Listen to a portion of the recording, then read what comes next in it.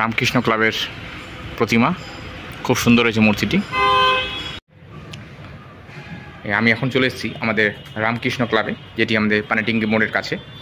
আর বিষয় ভাবনাটাই ভীষণ সুন্দর, বাট আমি দিনের বেলায় এসেছি, তো দিনের বেলায় যেহেতু লাইটের সব কানেকশন বন্ধ রয়েছে, তো লাইটের কাজ আমি দেখাতে পারছি না।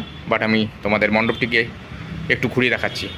খুব সুন্দরভাবে এখানে উপস্থাপন করানো হয়েছে। অ্যাকচুয়ালি বই দিয়ে বা পড়াশোনা নিয়ে কাজ করানো হয়েছে, তো ভীষণ ভালো লাগলো, আমার ভীষণ ভালো লাগলো।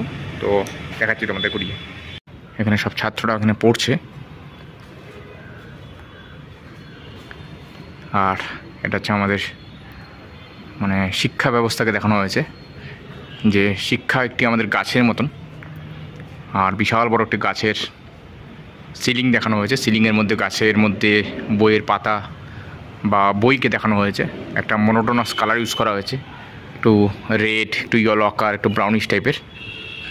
আর এখানে যেহেতু অন্ধকার, প্রতিমাটাই ঠিক দেখা যাচ্ছে না, তবুও আমি দেখাচ্ছি যতটুকু হয়, যেহেতু আমি দিনের বেলা এসেছি।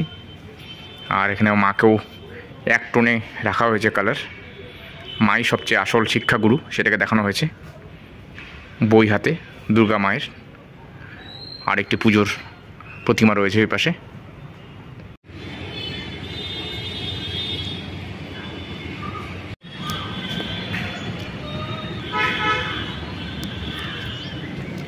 এখানে স্কাল্পচার ইউজ করা হয়েছে ফিগারের, বাচ্চাদের অ্যাকচুয়ালি।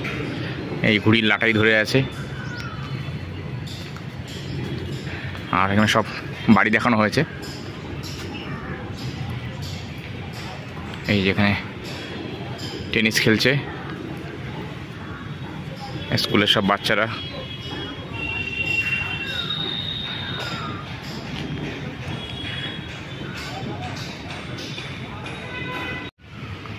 এই যে ওয়ালের মধ্যে করা হয়েছে আমার বই, দ্বিতীয় শ্রেণী বাংলা, চতুর্থ শ্রেণী, বিভিন্ন রকমভাবে এগুলো এখানে বইকে দেখানো হয়েছে। অনেক বই এগুলো গাছের মধ্যে।